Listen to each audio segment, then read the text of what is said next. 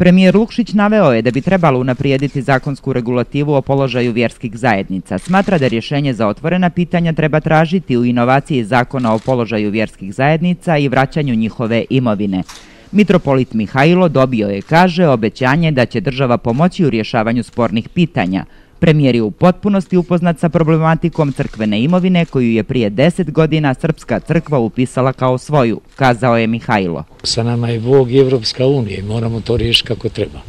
To je jedino pitanje koje trebamo da riješimo, da idemo brže u Evropsku uniju. Na pitanje da li je ponašanje čelnika Srpske pravoslavne crkve početak kampanje uoči predstojećeg popisa, Mihajlo je rekao da se ta crkva tako ponaša od 1920. Sad je pokazala pravo lice i mislim da je to početak kraja.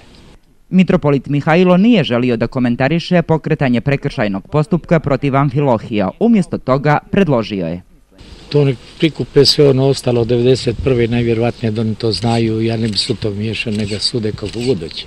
Mitropolit Mihajlo je Lukšiću predao dokument u kome piše da Crnogorska pravoslavna crkva očekuje od vlade da posreduje u rješavanju crnogorskog crkvenog pitanja. Ukazuju da je limeni objekat na Rumiji posađen na praistorijskom tumulu koji sa kultom Svetog Vladimira čini cijelinu.